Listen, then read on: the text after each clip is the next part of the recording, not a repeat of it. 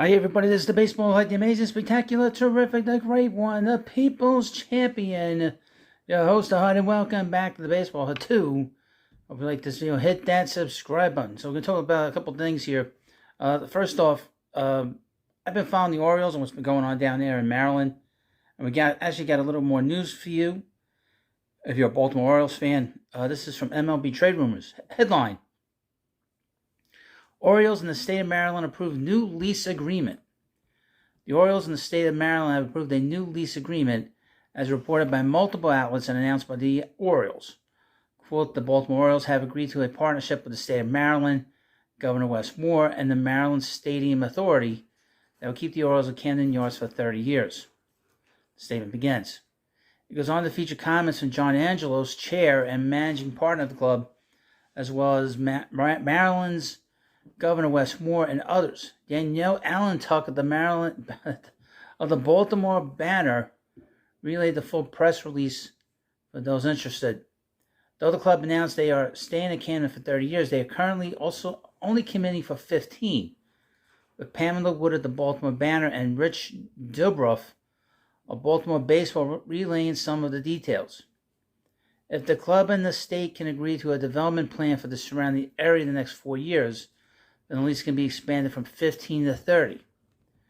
The new deal comes just in the nick of time, as the previous lease was set to expire at the end of the year. Back in February, the O's had a chance to extend the lease for another 5 years, but decided not to do so. The hope was that they could work out a longer deal that would allow them to take advantage of a new Maryland law and borrow $600 million for stadium upgrades. In August, it was reported that Angelos was trying to leverage the stadium negotiations into acquiring public land.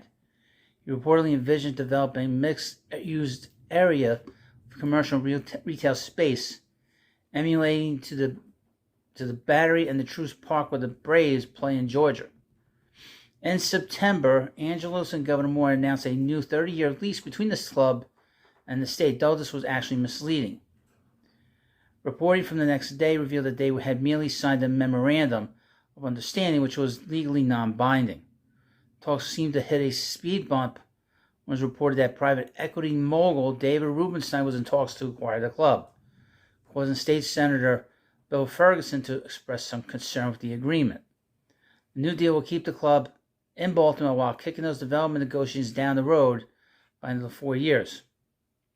The new agreement was reported on Friday and approved today by the Maryland Stadium Authority and then by the Board of Public Works. The Orioles have until December 31st of 2027 to approve for a ground lease and development plan for an area that's believed to include the B&O warehouse, the vacant Camden Station building, and an adjacent parking area between the warehouse and train tracks. If they don't get those approved, they can continue with the 30-year agreement or switch to a 15-year pact. The 30-year pact also has 4 extensions of 5 years available, meaning the club could potentially stay for 50 years as part of this deal. If the ground lease and development plan are approved, it's possible to change the terms of the 30-year agreement.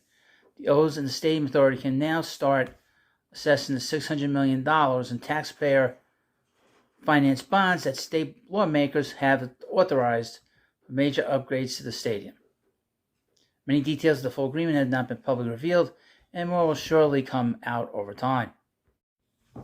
Now, here's some more information. This is something that happened with the Braves. I saw one of the hated teams on this channel. It's from MLB Trade Rumors. Braves released Matt Carpenter. Oh, you don't say. I guess nobody wanted him. Because the other day it seemed like they were going to make a trade for Matt Carpenter. Now they have to eat the money. The Braves have released veteran infielder designated hitter Matt Carpenter, reports Mark Bowman of MLB.com. This is like the Billy Epler way of making trades. You trade for a player and you release him.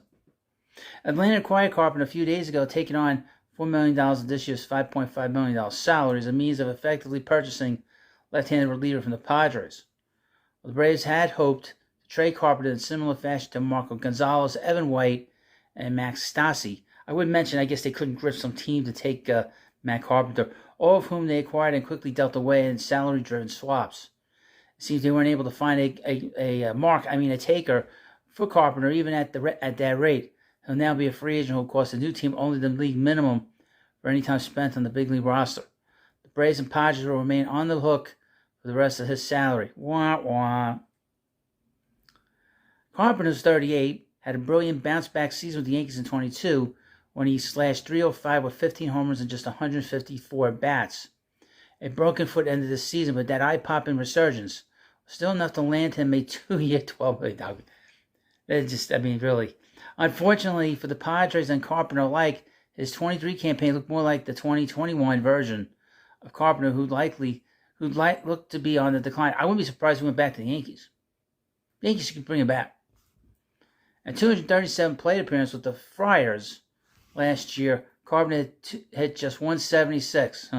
He still walked at a massive 17.3% clip, but Carpenter's strikeout rate spiked as his exit velocity and high hit rate trended in the other direction.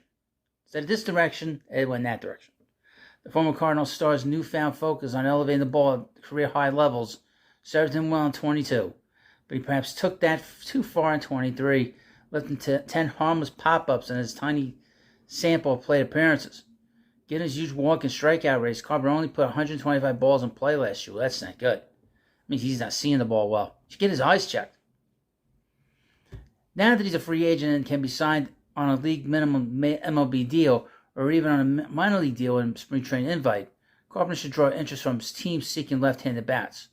A return to that Heroic production from the summer of 22 might not be plausible, but there'd be little to no risk for a new club trying to catch lightning in a bottle in the same manner as the 2022 Yankees did. Again, the Yankees would give him a flyer, sign him to a minor league deal.